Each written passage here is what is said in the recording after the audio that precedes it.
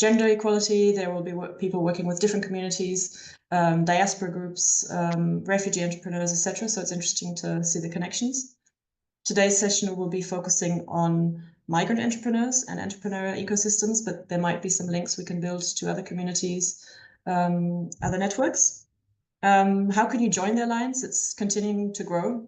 We have activities planned. It's very simple. You can contact us if you're interested, or even if you know an organization that might be interested. Endorsing it is very simple. You can share your logo and we'll add you to our page, to our mailing list. And then your participation in the network also can be as an individual, is really based on your interest and time. We organize events, we share knowledge, research. We have some bigger plans that will be more long-term plans where we'd like to have more presence at the local level. And us being here in Brussels with Unity, we have access to the European institutions. We do advocacy work. And I think we all know it's hard to create new spaces or expand spaces in advocacy and in politics, especially in a political climate that is not also always in favor of diversity and inclusion. But I think it's all the more important to raise these issues. Maybe we can last remind, but I think so far I see most Vanessas. There are a couple of Vanessas left. Those who've joined, feel free to change your name if you still see your name as one that is not your own. And if you want to add in the chat where you're joining from. Thanks also, Ralph, for reminding. Let me present to you first our researchers, the authors of the studies that we are going to learn about today. At some point after the presentation, you will also hear from an entrepreneur based in Belgium with also mixed cultural roots. And then at the end, we'll have a discussion. So I'll pass the floor to Alexandra, Judith, and Joerg. Alexandra David and Judith Terstriep are from the Westphalian University of Applied Sciences, and Joerg is from the University of Bremen. Alexandra, shall I pass the floor first to you and let you kick off? Yeah, thanks, Vanessa, for having us. I would say we do it very quickly. So this is from a joint study, as Vanessa already mentioned, with Judith and Joerg. And this is part of a bigger initiative and study we are now working on all the time. So we will give at the end of the presentation a perspective on how we are further developing the concepts we are introducing here. And I would just now share my presentation with you, and I'm hoping you can see that. Yeah, I can see it. Yeah, in fact, the title changed a little bit because we thought that it would be quite nice not to start with the end, to be very honest, or with the results, and therefore we just change it into perspective on entrepreneurial ecosystems, and then the lessons from migrant entrepreneurs and their experiences of this or connectedness. And this is what we will find out in the presentation. And so maybe some words in before. This is a presentation. So this presentation bases on a study and then an article, which we will also show you at the end of the presentation. And this is a study from one specific ecosystem, but meanwhile we have analyzed 3 ecosystems overall. And yeah, so what was the assumption? We started to go into such an ecosystem in the rural area in Germany, and the assumption was that entrepreneurial ecosystems, and I will explain later on what is meant generally by entrepreneurial ecosystems, should be inclusive. And this is what most literature, let's say until 4 years, up to 4 years from now, was telling us that these are inclusive spaces that support all forms of entrepreneurship, regardless of origin, gender, socioeconomic background, or the type of business and sector you are in. And then so we created this research question that was how far migrant entrepreneurs, and we will also tell you in some minutes what migrant or who migrant entrepreneurs are, how we define them, So how far are these entrepreneurs connected to the local entrepreneurial ecosystem, and how does this connectedness influence their access to resources, the opportunities, and the support networks?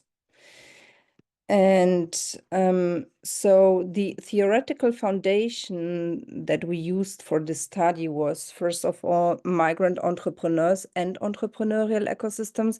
And you can see here, for instance, some definitions on entrepreneurial ecosystems, like Eisenberg, one of the first, which says that entrepreneurship ecosystem. So he did not refer to it as entrepreneurial ecosystem, but entrepreneurship ecosystem consists of a set of individual elements. And these elements are leadership, such as leadership, culture, capital markets, open-minded customers. And these are combined in complex ways. Or we have here Mason and Brown, which is also a definition that OECD is using, that entrepreneurial ecosystems are sets of interconnected entrepreneurial actors, organizations, institutions, and entrepreneurial processes, which formally and informally coalesce to connect, mediate, and govern the performance within the local entrepreneurial environment. I would say overall, we can say this is a kind of support infrastructure. We can refer to it. And as we can see from Stam and Spiegel, also a set of independent actors and factors coordinated in such a way that they enable all kinds of entrepreneurs. And then on the other hand, we had some studies before we started our study from Bolzani, Mizau, but also Neumeier. And we could see that maybe the concept of entrepreneurial ecosystems and inclusivity was not, examined that well. And Bolzani and Mizau and Neumeier could show that these environments are less inclusive to specific groups. And here we refer to migrant entrepreneurs, as we thought. So we have developed like this nice picture of entrepreneurial ecosystems, and here you can see that we have like the entrepreneurial ecosystems elements, like resource endowments. And if they work all together, then we have the outputs, like the entrepreneurial activity, and this creates a value, and that's then the outcomes. And this, as far as I know, is based on Stam and then further developed by Stam and Van der Veen. And here's what I said already. If they work they work independently, but then of course they create in a way so that they, if there is a quality of governance and EE's elements are mutually independent, but co-evolving in such a way that they give support to all entrepreneurs or that want it or need it. And then here is the understanding of migrant entrepreneurship from our side. And we refer very strongly also here to the German microcensus understanding of these kind of entrepreneurs. And it means companies founded and or run by migrants or people with a migration history. And migration history for us is the first and further generations. We would say it's mainly the first and second, offering products and services to all customers. And then I guess the last element of the theoretical consideration was the definition of connectedness, with which we started, we went into the study with this. And for us, connectedness, or based on Bourdieu's understanding in social capital, refers to the extent to which individuals or groups are connected or linked within a social network. Social capital is a concept, as said, that encompasses the value derived from social relationships and networks and is one of its key components. And we stick to Bourdieu's understanding of connectedness, and he said that there is a kind of bridging, bonding, and linking. By bridging, he meant that bridging involves the effort to access new networks, contacts, and network resources. So for instance, you are a migrant entrepreneur and you say, I just would like to connect to other, let's say, ethnic networks or to German entrepreneurs or to whom else. Bonding involves deepening the relationships you already have, like, you know, the network you are connected to already, and then linking is very specific but very nice, because this means that you are linked to leaders or government officials, for instance, Chamber of Commerce or employment agencies or universities. So everything that is, you know, like a formal kind of network.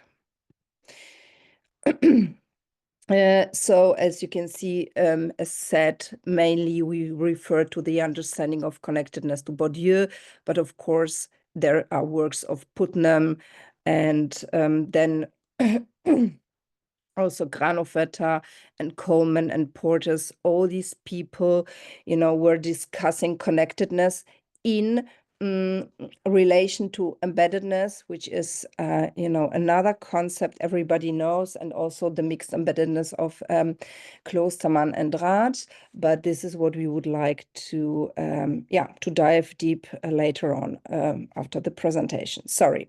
So our methodology, so the research design was as such grounded theory inspired abductive approach. We can see later what in the next slide what this means. We have done then interview guideline development. We had a pre-test with 3 migrant entrepreneurs, and then we had the research process of 2 phases: deductive reasoning and inductive approach.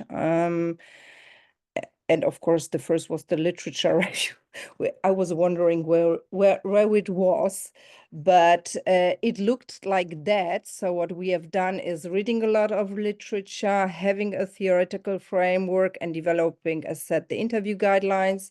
And then it was the deductive reasoning, which we went with this knowledge into the coding. And then we had also from the data, deductive reasoning, where we said, okay, these are the real life observations. And then we had the interaction between theory and data. Yeah. The new knowledge that we could absorb from it. And we tried then to extend the theory of connectedness. And here, once again, the sampling and data collection. So as said, at that time, writing the study or the article later, we had 23 interviews in a Western German city, or which was a local ecosystem. Meanwhile, we have over 60 interviews. Then it was the first and second migrant generation. The interviews lasted 40 to 90 minutes from April to October 2023. And the selection criteria were, of course, migrant background, but we asked also the interviews if we can refer to them as migrant people or with some migrant history or whatever, and then business location, registration, and the gender. And we approached 35 migrant entrepreneurs for the interviews, but 23 were then happy to give us a interview. And the selection process involved a walking examination. So we just walked through the street in the local ecosystem, but then also snowball and personal contacts, people who we already knew from other contexts. And here you can see the people. We would also like to say that when it comes, for instance, to country of origin, we always take the country of origin they name. For instance, as you can see, like Turkey, Kurd, this is how they refer to themselves, or Palestine, Lebanon, or things like that. So we never change the way how people read themselves or refer to themselves. We respect that, and so this is how how this comes together. And as you can see, there are less female than male entrepreneurs. So at the end, 1, 2, 3, 4, 5, just 5 women. This changed a little bit during the process of extending the study now in the last year. And so the data analysis was, after the literature analysis, as said, interviews were inserted into Max QDA, which is a program where you can code all these things. Then we were paraphrasing entrepreneur statements with similar content, resulted in 876 quotes.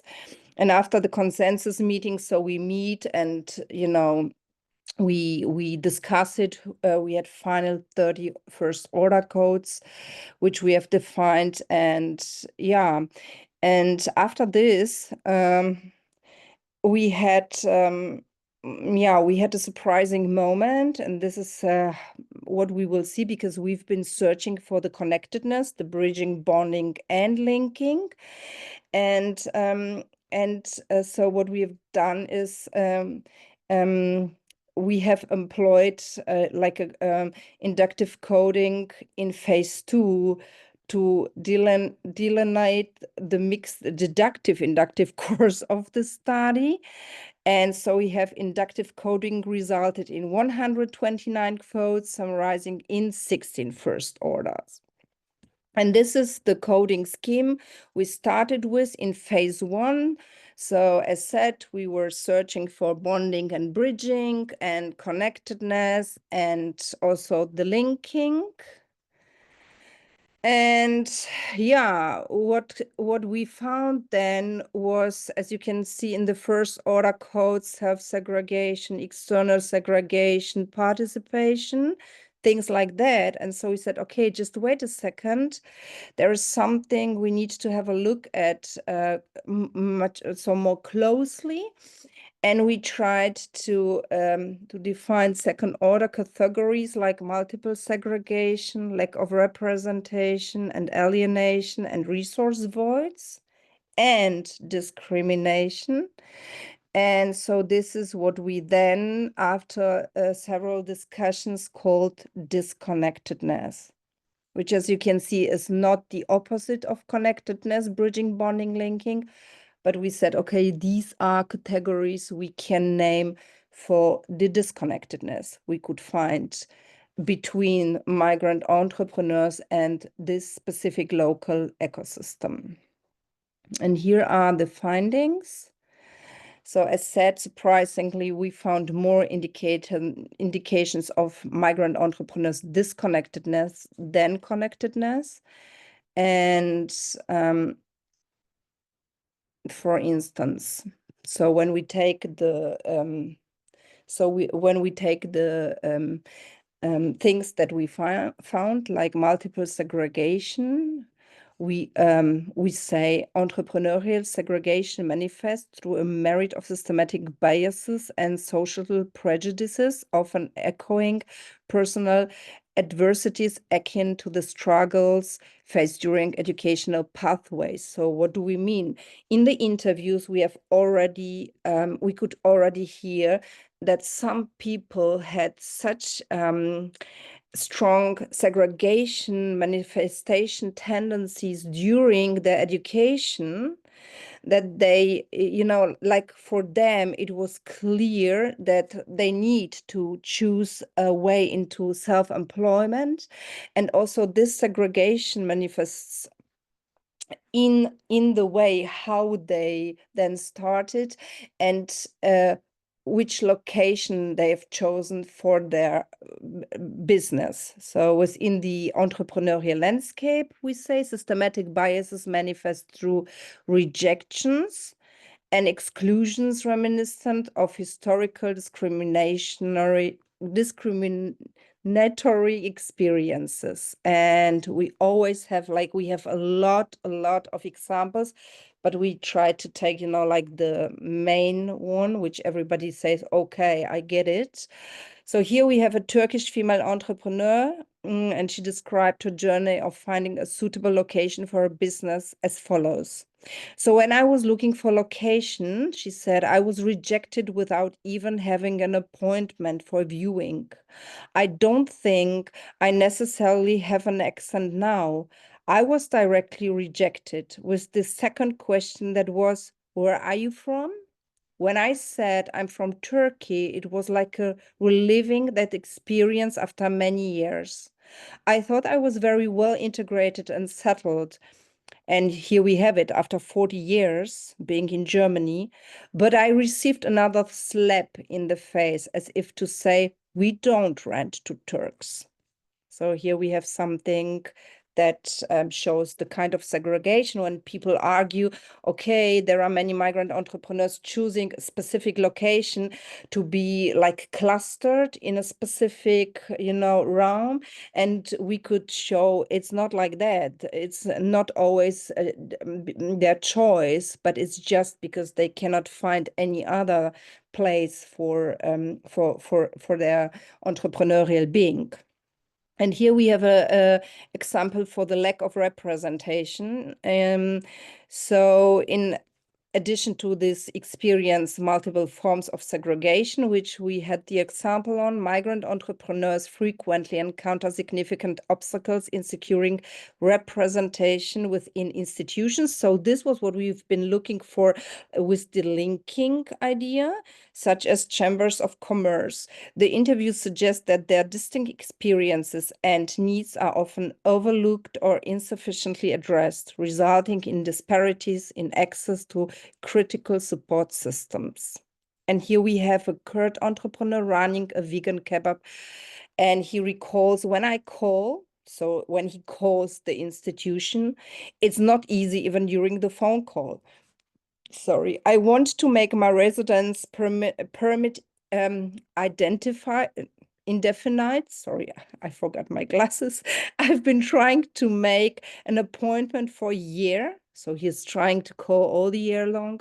When I call, they say, yes, you can schedule it online. They say online, but online there are no appointments. You can't make an appointment. That's why it's difficult, not only for migrants, but maybe for others too. He is, just asking. But it's like that. It's just difficult now. I can't find a solution, for example, to make an appointment with an official.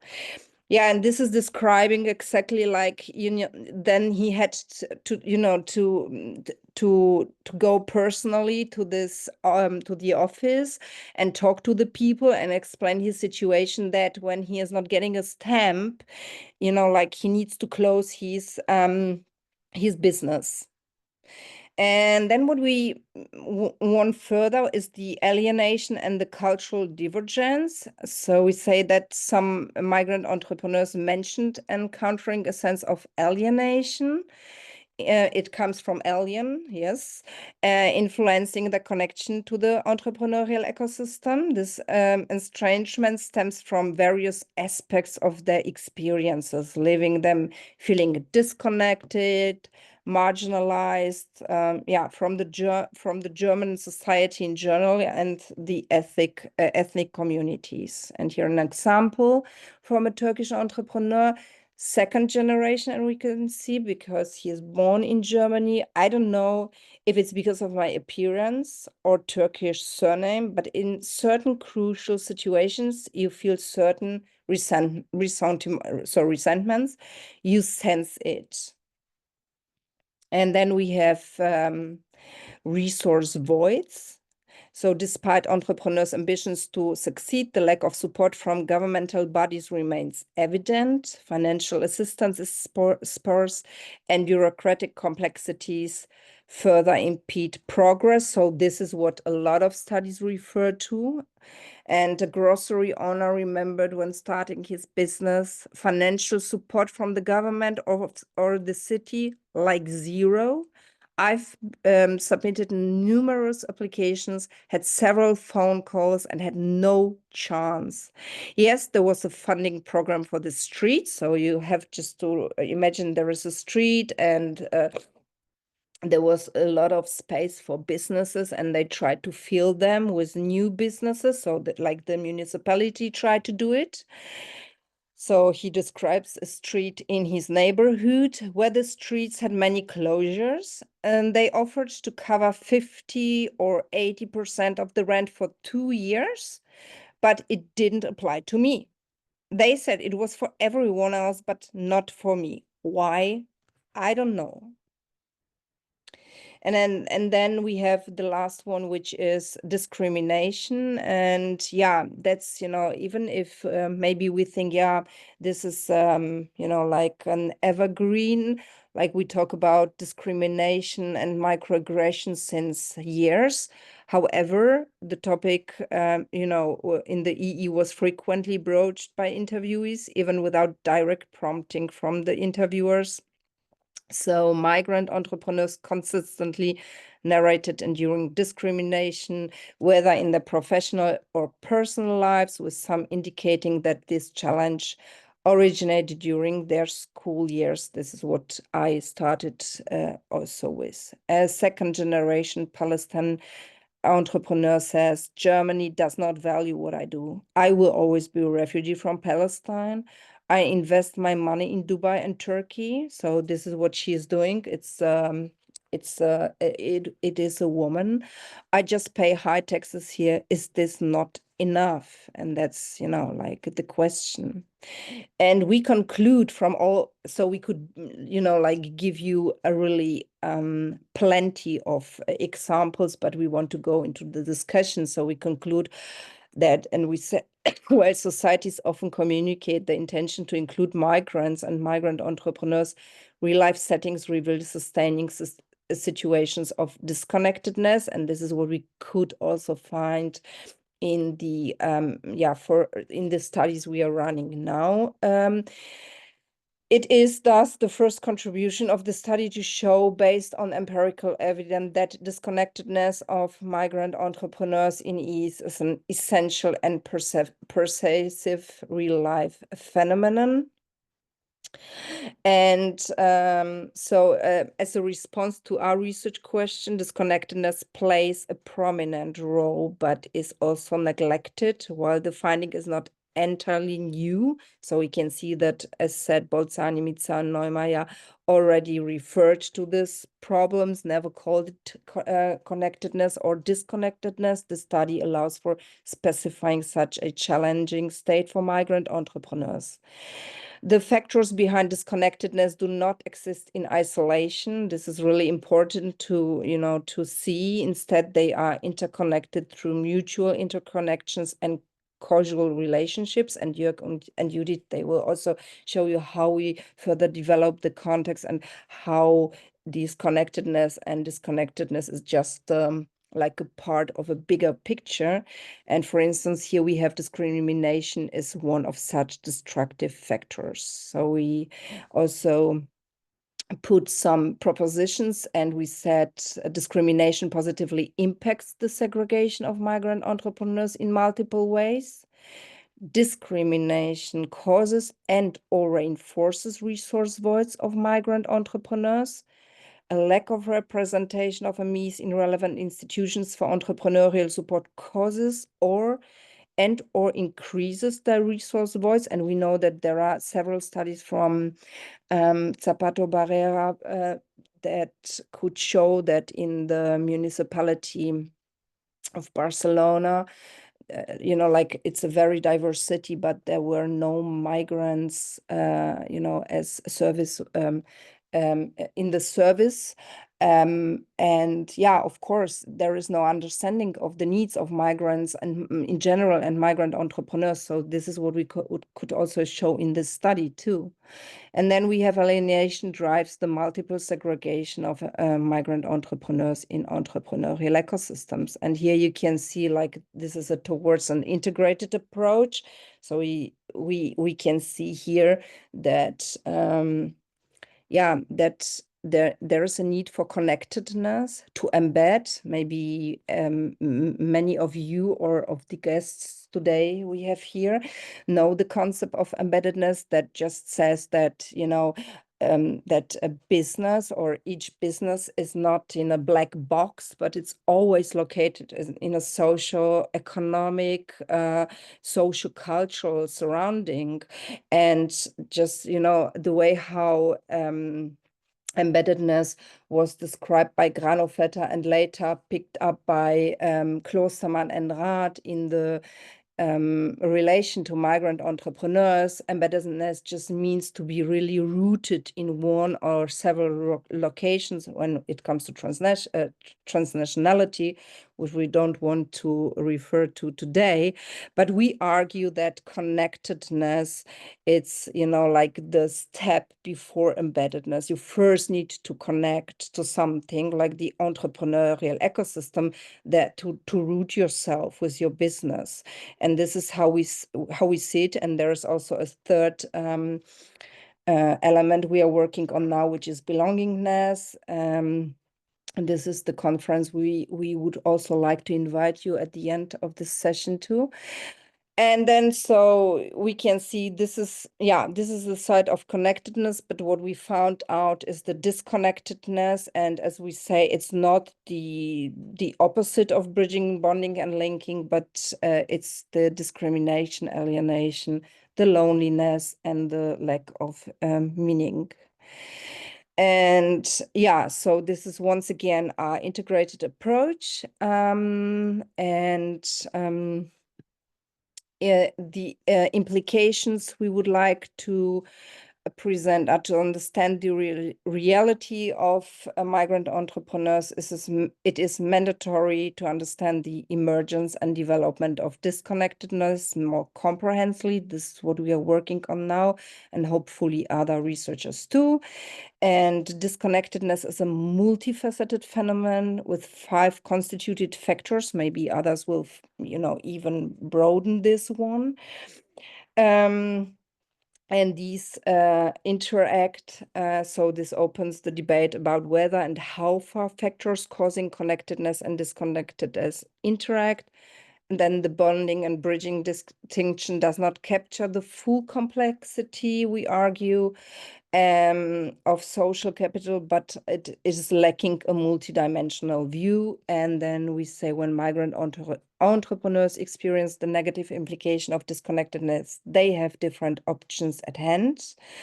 An important cornerstone would be the reinforcement of their resilience to cope with hardships. But we also show in the paper how they, you know, try to handle all this. Yeah, these are some limitations. I don't want to go into this for now. And yeah, so you can see this is an open access publication on this one. And yeah, it's it's already published, so we welcome you to download it. And then we would also like to have a very small, you know, like a forthcoming opening of our special issue that is not specifically on migrant entrepreneurs, but we ask what's in it for region and outcome perspective on entrepreneurial ecosystems. And we are happy that we could win Joerg for this one once again, and that he is with us, and also Ben Spiegel, who's really very well known in entrepreneurial ecosystem literature and studies. And now I would like to, thank you, and give over to Judith and Joerg. Yeah, thank you very much. And hello from Bremen, which is simultaneously the place where this 2026 conference on belongingness will take place. We will refer to that a little bit later, but please feel invited right now. Thank you very much, Alex, for this powerful and meaningful presentation of our results. Maybe we should go for an outlook. And if we take a look at what we started from, there was one model in the earlier slides which was about the outcomes of entrepreneurial ecosystems, and based on Stam and Van de Veen, we located value creation. But is value creation the only thing? And from our viewpoint, we can say it is important, of course, finally, but what about integration? What about marginalization? And I think even this presentation today showed us that we just need a really balanced view of connectedness and disconnectedness, and even the other things like integration versus marginalization. And this is what our next paper initiative is about. And even this paper rests on an empirical research of more than 60 interviews we conducted in 3 different ecosystems. And yeah, there is a certain interim results of this broader research program. The findings reveal that marginalization cannot be attributed solely to individual resource deficiencies or entrepreneurial capabilities or knowledge gaps or something like that, but it stems from intersecting processes of disembeddedness, of disconnectedness, and even this feeling of non-belonging. And these processes, what we found out, are underpinned by persistent power asymmetries and conflict constellations. And this is what even this model you can see over here is finally suggesting. And insofar, we see a triple layer model starting with the social sphere. And you see that there are maybe certain network asymmetries in entrepreneurial ecosystems. You see that migrant entrepreneurs face significant knowledge gaps and stand in front of institutional voids. And this is to a large extent related to power issues and conflict dynamics. And this may create detrimental states for migrant entrepreneurs, but this is not necessarily so. So we are dealing with 2 sociological constructs, namely power and conflict. And there are, to some extent, toxic constellations, but even beneficial constellations in order to nurture the entire scenery of an ecosystem and even the situation of migrant entrepreneurs. And insofar, it's important to see how certain things unfold in social processes, which you can see in the middle pillar of this slide over here. And you see that it is very much a thing of the execution of power and even the handling of conflicts in entrepreneurial ecosystems. And what we experience in our research is that there are certain factors that are very much telling and decisive, namely cultural issues like cultural frictions between local and migrant entrepreneurs, trust issues, trust particularly in migrant entrepreneurs, identity voids of these migrant entrepreneurs, and particularly even this feeling of belongingness. And all these things interact and help explaining certain kinds of outcomes. And in terms of outcomes, we sometimes see even severe problems of marginalization of migrant entrepreneurs in these ecosystems. And you see certain factors that drive this marginalization, like exclusion, like even a deliberate divergence. But there are also certain factors that work into the opposite direction. That means they go for an integration, a successful integration of migrant entrepreneurs, like even a resilience, like even a certain kind of culture that fosters ecosystem resource sharing. And so far, I think it's very, very interesting interesting to see how power and conflict unfold over time. And this is particularly relevant to the situation migrant entrepreneurs are in. And this gives rise to the impression that we need to shed a little bit more light on things like embeddedness, connectedness, belongingness. And coming back even to the main message, we see that in entrepreneurial ecosystems, there are visible factors that cause problems, like even language, like even getting financial resources and things like that.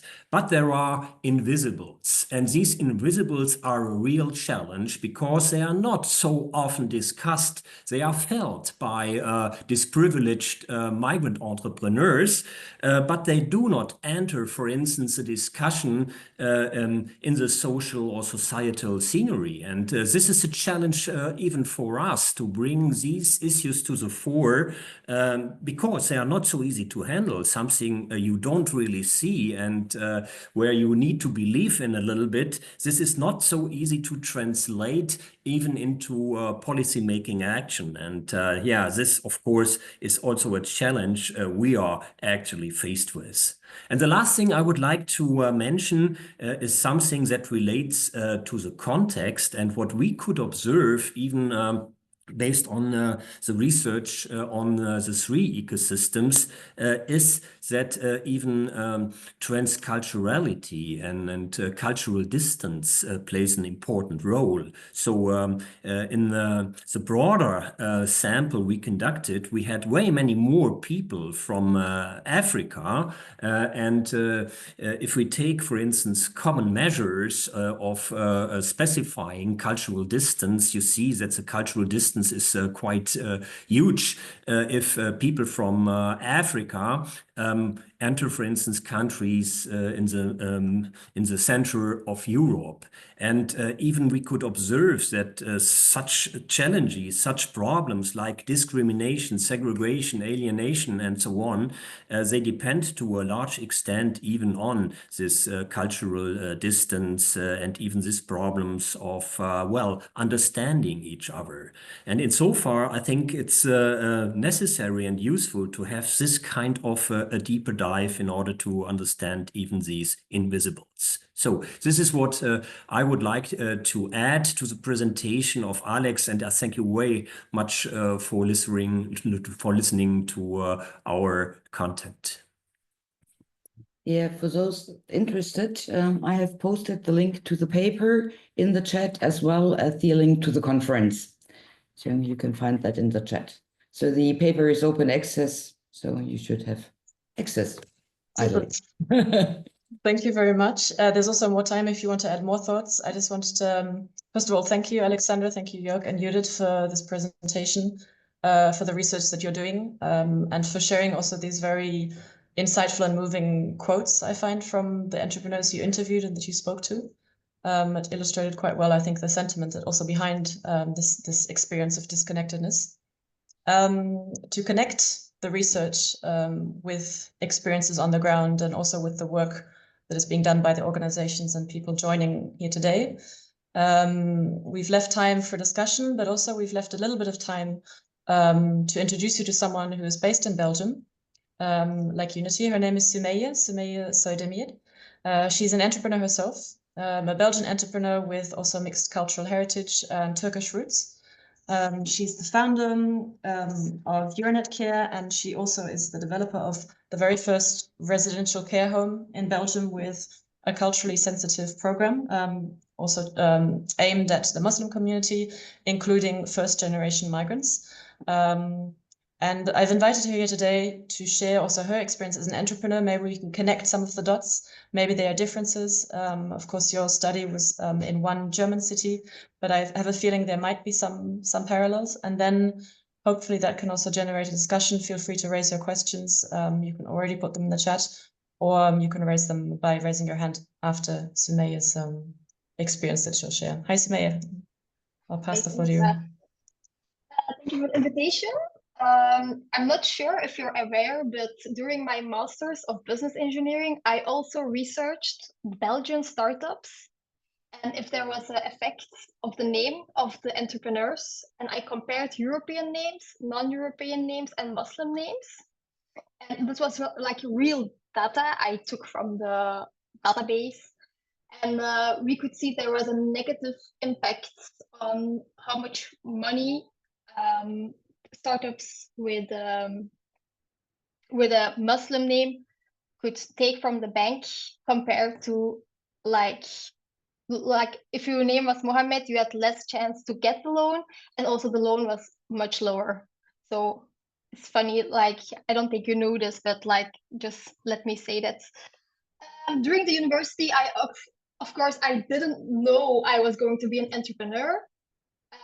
But looking back into my family, my dad, my granddad, my uncles are all entrepreneurs, and I also don't like to take orders from other people. So I think it was inevitably that I would become an entrepreneur myself. And my journey actually started in 2020, like during the Corona crisis. My dad is an entrepreneur for more than 30 years, I guess. And a friend of my dad asked if he would like to invest of importing masks from China to Belgium. And at the time I was at home, like everybody, doing yoga, walks, baking. And my dad said, you have so much spare time. Can you, there's a little bit masks left. Do you want to sell them? And I always said, there are two things I want to do. I never want to do. Like one is supply chain. Perspective, anybody's here in the supply chain business, it's a little bit too boring for me. And sales, but life happens, and I started with sales, and apparently I was a natural. So I started with that, and like that's my journey began. A nice thing here was like my dad, he was actually my mentor. So I was able to use his infrastructure and use like the his financial status to make my entrepreneur grow very fast. So in the first year, I had already had a sales of 1 million. So I was very lucky to have a mentor like that. And also I had like the community. I was with a community for more than 5 years, like a non-profit organization for women, for exchange of intercultural values. And there I knew somebody who was working in a pharmacy. So I texted her like, hey, that was actually my first order. So like the first batch, how I started. Like, you work in a pharmacy, do you need masks? They said yes. I sell masks to them, and they put it actually in a hidden or a closed Facebook group of all pharmacists. And then I was able to, and that same evening, I got like 8-9 more sales. So there, it was very helpful to know somebody like that. And for the second, my biggest sale was also somebody from the community I was in for 5 years. She had done like a project, collaborated with the largest elderly care center in Antwerp, and she introduced me to them, and that's how I did one of the biggest sales too. And then it all started for me, like as an entrepreneur. 1 year being an entrepreneur, after 1 year, I realized I was missing two things. One was actually, it was a community. Like I left the other community because I changed. I became an entrepreneur. I was on a different level in life. So I stopped with that community, and I was really looking for like connection. So I was looking for two things. First were like friends who were like highly educated. And the second thing was like entrepreneurs, preferably women. And I preferred also like a Turkish background, Turkish origin. The first thing, like the friends, by then I read the book of Yalom. And in the main character, he has like a poker group. They go every month.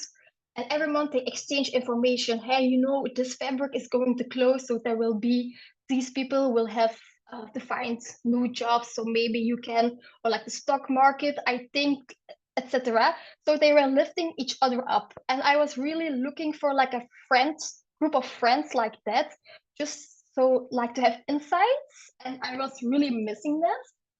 And the second thing was that I was like looking so like-minded entrepreneurs who were like women. And I also preferred having a Turkish background, even though I'm born here, I studied here, of course, I can speak 4 languages fluently.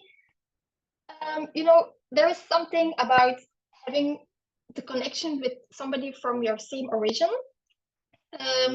But actually, I couldn't find anybody who was like on the same level or like ambitious as me. So what I did was I took action. One of the first things I did, I call them LinkedIn coffee dates. So I go on LinkedIn, I see somebody who I might be interested or who I'm following a lot. I just sent the email, sent a text. Hi, blah blah. I'm following you. I really like to connect. Do you want to go on a coffee date with me? It's so with that I met some interesting people, but the downside there is you need to maintain those connections the whole time. And the second thing I did, I was contacted by a community from, it was a Belgian community for like-minded entrepreneurs to go like personal growth and the struggles, but not like, oh no, I can't finance this, or like I have a supply chain problem. It was more like the soft side of the entrepreneurship. And the first talk I had, I said like, okay, I really want to join this, but I'm looking for something specific. I want to have people with a migration background because they have other struggles. I've seen them, and especially also women, because I also had like a discrimination during my work. I had experienced that, so I really want that, and preferably Turkish background, but that wasn't the case. But with that community, they connected me to 3 other incredible women, and like we meet every few months, and every time I really feel like supported and inspired by them. So that was a really win for me. We will meet again this month, actually. The main community I left after 2 years, although I met some cool people there, but it were like 3, 4 cool people, like an art creator or somebody who had a production company, like people I would normally never met in my community or in my neighborhood. The community itself was not that doing much for me. So and during the time I had like Euronet, like my for my business, I also documented my life as an entrepreneur, because from the outside everybody thinks it's so easy, but it's actually so hard, so hard, so hard. So I documented that also on my Instagram, and I also started a podcast about role models with the migration backgrounds. But after even the first episode, I saw, oh no, podcasting is nothing for me. I know everybody is doing it, but I saw, no, it's not for me. So if I have to summarize my takeaways, and if I will have to give things that helped me, it would be like, one is a mentorship. So like having the infrastructure, the finance resources, and somebody to chat with, my dad. Second was the community, you know, the pharmacist who helped me, the other friend who helped me, and the new friends I made during this journey. I would say third was education. So like I'm happy to say I'm highly educated, and I can really see, even when I speak with people, when I say what I studied, I can see in their eyes they gain more. I gain more respect. Fourth thing is that taking initiative, reaching out, taking action. You know, the LinkedIn coffee dates. Fifth is like resilience. I think every entrepreneur needs to be resilient and work. But I always said, even during my studies, I saw that I was starting -2, 0. So I had to score 2 goals to break even with all the rest. And I experienced a lot of discrimination also during my school years. So yeah, being resilient. And last but not least, I think you also need to have a little bit of luck in life, also in entrepreneurship. And like if you have that little sparkle, like little luck in life, I think you can already do a lot. Yeah. So that was my Thanks. that was everything I wanted to share with you guys. Thanks, Sümeyye, for joining us Yeah. and for giving us also a connection between the research and to one experience. And of course, I think one experience does not equal all experiences. Like I think it was Alexandra who mentioned, I mean, the diversity also within the group of migrant entrepreneurs. We can't forget that everyone defines themselves differently and there are different challenges depending on all these different factors, I guess, that can be explored. I'm not quite sure, Sümeyye, if also you were mentioning networks and connectedness. In the end, I understood that your connection within your community kind of helped you more. But I guess that goes back to this challenge, right, from the research of how do we connect, how do we make the ecosystems in total more inclusive, whether it's the Belgian entrepreneurial ecosystem. This is also a general question to everyone and how we can respond to these kind of, at the same time, being connected or embedded, but at the same time feeling disconnected maybe to a certain extent. But I also welcome anyone else who would like to raise a question. Doesn't have to be now. If you need to think a bit, if you would share an experience from your network. Also, if any of the researchers of our presented would like to add something, I see a hand raised. And also, Sümeyye, if there's anything else you'd like to add. Özgür, would you like to raise a point regarding one of the presentations? Yes, actually, I just wanted to, I find Sümeyye's words really related to my journey, which actually started just a few months ago. I have a very, very young startup, yet grown organically very fast, actually, and very engaged in itself, and also in Munich, in the startup ecosystem. I try to integrate I try to communicate with the startup ecosystem with wife supposes of the expats. My community and my focus are these females just joining to the partner and signing off the contracts they had in the home country. So they were never meant to be housewives, let's say. So they were ambitious, just as their husbands, at the same level, and had good jobs, good academic track records, and so on. But they make a decision. They say, okay, the husband found one of them, mostly husband, found a job, and they think it's good for the future, for the wealth of their family. And as said, female just resigns and they come as a female, and the wives are not only struggling for their integration or their connectiveness, but also about children. They also need to learn the language. They also need to be integrated. Like the mother is supposed to organize the play dates and everything. So everything at the same time, they have to renew the driving license. Even this freedom is not really just given. I saw these females in a very, very tough positions, and then they have the war, let's say, or the struggles in many other layers of their lives. So I thought maybe it's for them not that easy to come to the job market in Germany with lacking German, but they speak very good English.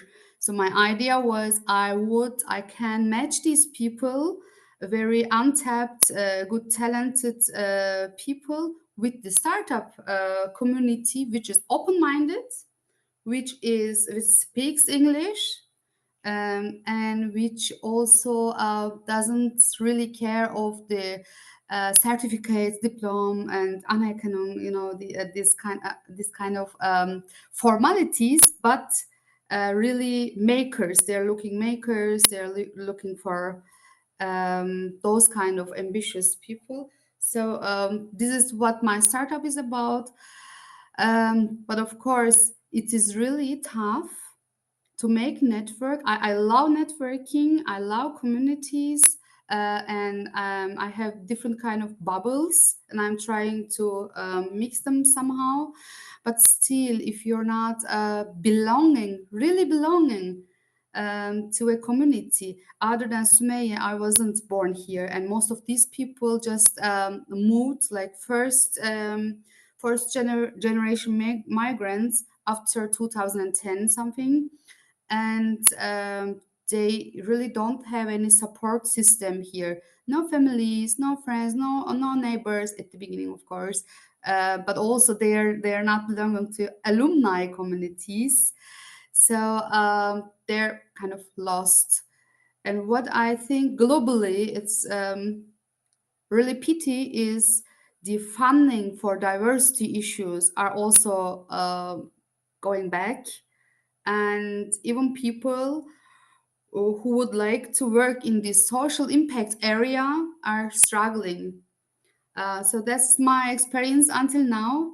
Even Thank a lot you. of people say, yeah, that's great what you're doing. It's really frustrating not to find the decisive connections who would faster, who would accelerate, I would say. Thank you, Joschka, for your Thank you. comments shared and for joining us. I don't know who was first, Judith or Ricardo. Who I would think like it to go was first? Ricardo. Yeah. It was Ricardo. Yeah. Hi, Ricardo. Do you want to? Yes, Yep. yes. Thank you. Congratulations. Thank you for the invitation, Professor Judith, Joerg, Professor Alexandra. Well, just a little example. I'm a Brazilian Estonian, and I went back to Estonia to do my PhD. And then when I got back there, I suffered some transculturality. And then it's very hard to adapt there, even saying you have Estonian background, this nationalist thing, right? And well, my graduation is international relations, so I tend to to transnationality, right? I think this is the midterm. And for your framework, which is very illustrative, teaching means a lot, I think as Brazilian as a group, right? And when I got there, of course, you know, Brazilians are every kind of people. So some examples are bad, like football players being sued, right? And there in Estonia, I was walking the street and I was raped by a Brazilian. Whoa, what is this, right?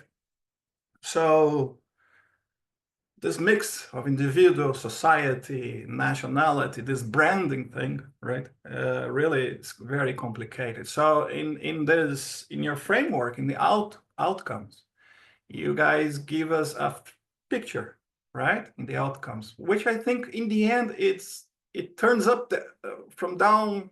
How can I say upside down? Like in this dynamic, I try to survive sharing resources and adapting because I was segregated, right? And then when I shared, I felt like somebody's stealing from me, right? Let's put it like this. But I survived because I have a double citizenship. They cannot kick me out, not even from academy. I'm surviving. I like this. Let's fight. So this is my commentary for that great framework. I would just change the outcome from from integration to really fighting the segregation. A change in narrative. Sorry, I don't want to interrupt. Just because we're running out of time, just to keep comments short, and we can. I have a commentary. A commentary, not a question. I'm going from international entrepreneur orientation to individual entrepreneur orientation that is now reformulated to passion, right? More to female entrepreneurship, resilience, surviving. And then my thing is how I can approach it as an ecosystem technology, right? But as a group. As a group. like Brazilians are not integrated, but we are eating from the sides, you know, and we are in somehow virtualizing this participation e-commerces, right? So the thing is, any one of you can give me a hint if I can approach it as individual entrepreneur orientation in a collective way, strategy applying ecosystem thinking. And this is That's a difficult question. Yes, it's a difficult question. You should go ahead and also if you comment on any previous I comments. feel it's quite a difficult question. Nevertheless, let me give you one example, because we just had an interview the other day with a migrant entrepreneur, and he told us that when it comes to sharing in the community, and even if you do not feel that you belong to the larger ecosystem, you create your own subsystem in which sharing and helping each other is strongly established.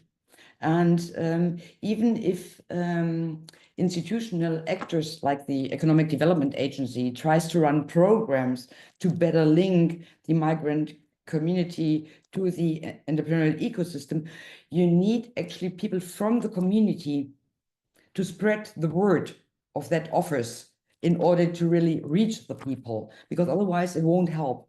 I think this is quite nice, because these entrepreneurs, and we learn that ever and ever again, though they experience discrimination, alienation, and all these really negative issues, they are so engaged with community, and they are so engaged also giving back to society. So there is this really social moment in migrant entrepreneurship, which is often overlooked. And I think we also need to shed more light on that one. Thank you, Professor. Yes, I think this Brazilianness, like the style, right? It's not very integrated. We don't have institution there. And I understood where you wanted to frame. Inside the institution, we can play as a group. Yeah. And this is something that I don't have. We don't have it there. We are individuals trying to connect yet. So we're still formulating a community. Community is not united. Brazilians are not united, right? In terms of like, we fight together. No, we have strategies, but not common traits of nationalities, right?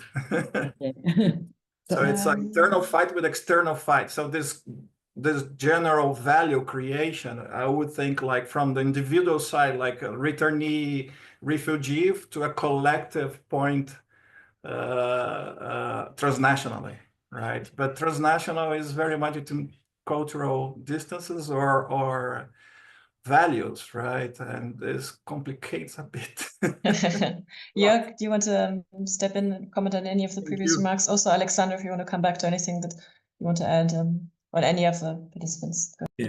Yeah, thank you very much. Two brief comments and remarks on the discussion we had here in the room and also in the chat. One is on transculturality. The other one is on Dev's comment on ecosystems performing well in regard of these challenges. Let me start with transculturality. What we saw that transnational networks are indeed a very strong force for migrant entrepreneurs in order to ease pains and even to compensate resource voids they faced during business development.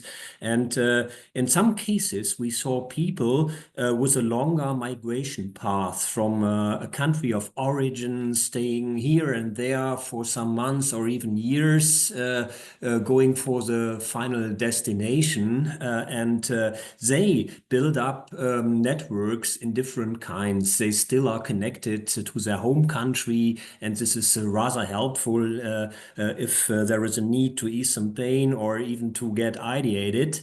There is also a very important force to be connected even to people from even the country of residence and to integrate, to build friendships.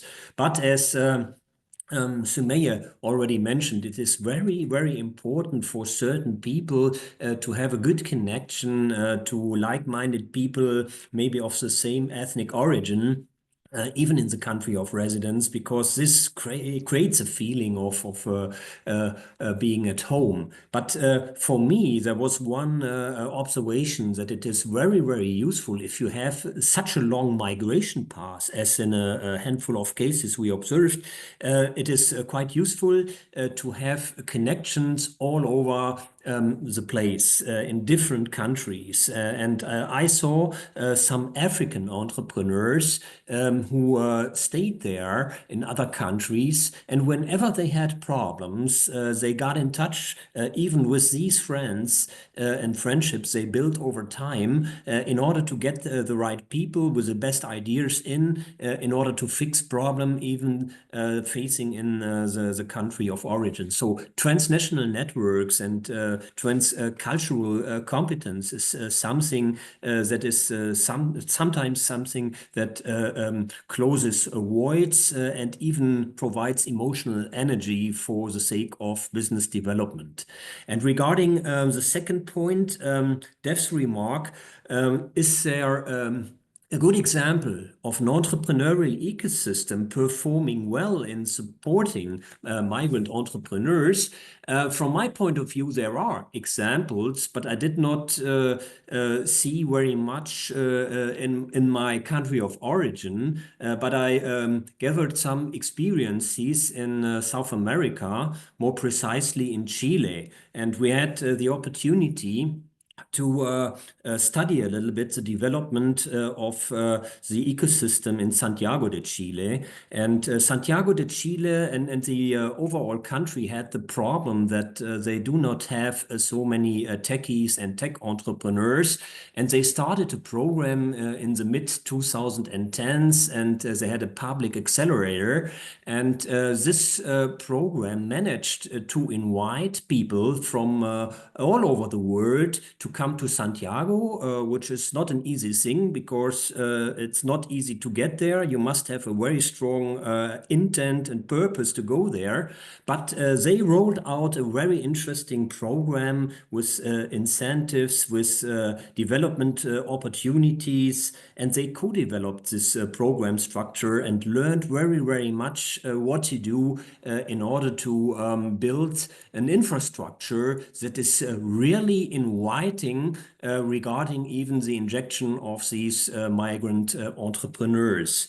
And over the years, they learned very, very much. And for me, it was very decisive that they conducted from the very beginning a welcoming approach. And they invited the people, they tried to understand them, and they made very big steps, even in terms of language and other things, so that life in the ecosystem was very, very easy for these migrant entrepreneurs, and they made they managed the connection to even the locals, and this caused a very good atmosphere, and to some extent this was decisive for Santiago to become a really strong entrepreneurial ecosystem over time. So this is a lesson I took from this particular setting, but it was telling me very, very much. Thank you, Joerg. Very interesting example, and also good, I think, to look for inspiration and good practices from other countries and other continents. Alexandra, I know you have to leave soonish. If there's anything else you want to add, now's the moment. Also, we're coming slowly to an end, and I don't want to cut people off. If there's anything urgent, do feel free to raise it now, and otherwise we'll continue the discussion in another webinar, in another event, and do reach out. I don't see any raised hands at the moment. Thanks very much for joining. I think we can share the presentation with everyone, if that's okay. So I can share it with you all. And if there are any kind of follow-up questions, I can always forward them to our authors. Thank you, Sümeyye, for joining and for sharing your experience. You're welcome. And thank you, everyone else, for sharing your comments and ideas. And we'll see you soon. And if you have any questions about the Alliance and any other activities, you can reach out to me. Have a nice afternoon. Bye. Goodbye. See you soon. Thanks Bye. for Bye-bye. Bye.